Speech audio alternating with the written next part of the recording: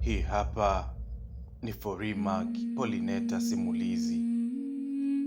Inakuletea sehemu ya pili ya simulizi yetu ya miaka 10 ya mateso ya Rafiki juu ya ndoto zangu. Baada ya kuhitimu mafunzo ya uuguzi, binti Kalekwa alianza kutafuta kazi. Alizunguka hospitali na vituo vya afya vingi, lakini kila alikofika alikosa nafasi. Alianza kukata tamaa, lakini alijipa moyo, akiamini siku moja angepata kazi. Ili kujikimu, alifanya kazi ndogo ndogo huku akiendelea kusali na kumwomba Mungu. Nikuulize swali dogo, nikuache ukitafakari. Je, ulishawahi kujiuliza kwa nini umesoma na bado unahangaika? Au kwa nini unapambana sana na bado haufanikiwi? Riziki mafungu 7. Zamu ikifika, Mungu atakupa. Hivyo ndivyo hata binti Kalekwa aliamini. Aliishi akiamini riziki yake ipo, na siku moja itakuja na mapito yote itakuwa historia. Miaka ilizidi kusonga. Kwa neema ya Mungu, mdogo wake wa kiume alihitimu mafunzo ya afisa tabibu na kufanikiwa kupata ajira kwenye shirika moja la kizungu. Miaka 3 baadaye alikuwa amehifadhi akiba ambayo ingeweza kumsaidia kufanya jambo fulani. Akiwa na moyo wa kusaidia, alifungua zahanati na kumpa dada yake Kalekwa kusimamia kama meneja. Lengo lilikuwa kusaidia familia nzima.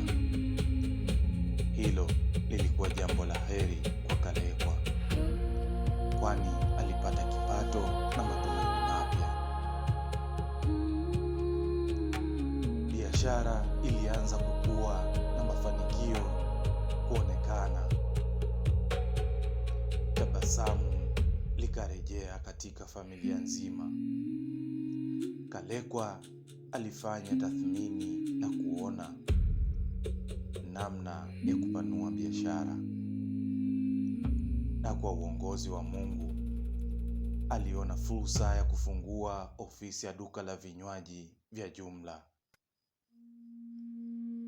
Akiwa mwanamke jasiri na mwenye maono, alijiunga na vikundi vya ujasiriamali vya kina mama kujifunza zaidi. Kupitia vikundi hivyo, alikutana na wanawake wengine wenye nia ya kufanikiwa. Wakashiriki mawazo na uzoefu. Ujasiri na ujuzi wake vilizidi kuongezeka.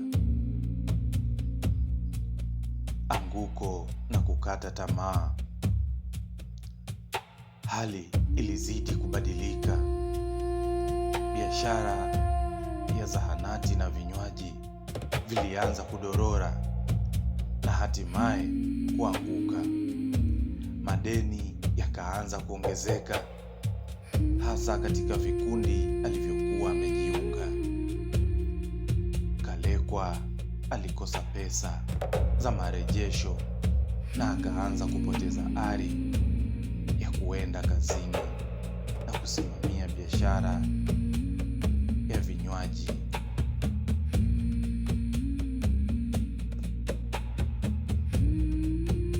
Kaka yake alijaribu kumsaidia tena kwa mtaji mpya, lakini mipango haikutoa matokeo. Kalekwa alionekana kukata tamaa na kuwa mvivu wa kuendelea na biashara, hali iliyosababisha kaka yake kukosa matumaini na kuona ni uzembe. Wakaingia kwenye mgogoro. Mama yao aliingilia kati, akawasihi wasiuangushe udugu kwa sababu ya biashara. Baada ya mazungumzo marefu, kaka aliamua kujitenga na biashara, akaendelea na maisha, huku akiendelea kuwa kaka mwenye upendo, lakini si mshauri tena wa biashara.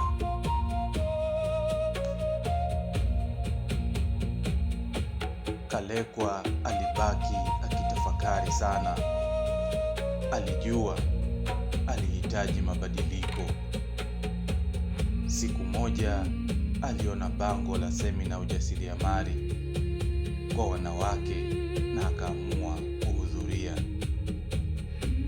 Semina hiyo ilimpa matumaini mapya. Alijifunza mbinu mpya za biashara, alikutana na watu wenye maono na akapata hamasa ya kuanza upya. Hata hivyo, baada ya muda mfupi, hali ya biashara ikarudi vile vile. Kalekwa alianza kuwa na msongo wa mawazo, akihisi kukosa thamani na matumaini. Maisha yakawa magumu, huku ndugu zake wakizidi kusonga mbele. Alihisi ameachwa nyuma. Akaanza kujiuliza maswali mengi yasiyo na majibu. Kalekwa alianza kuumwa ugonjwa wa ngozi. Alijitibia mwenyewe bila mafanikio. Ugonjwa ukarudi mara kwa mara, na hata hospitali hazikusaidia. Alitumia pesa nyingi kwa matibabu bila matokeo, hali iliyomchosha kiuchumi na kisaikolojia. Alianza kujitenga, akawa mwenye hasira na maisha yakaanza kumzidia.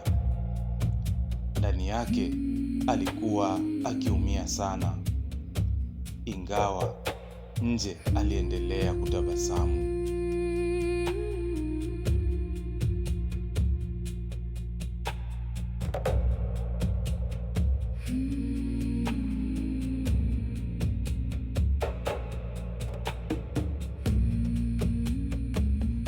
Tunaishia hapo, huku tukisubiri mwendelezo katika sehemu ya 3 ya simulizi yetu ya miaka 10 ya mateso ya rafiki juu ya ndoto zangu.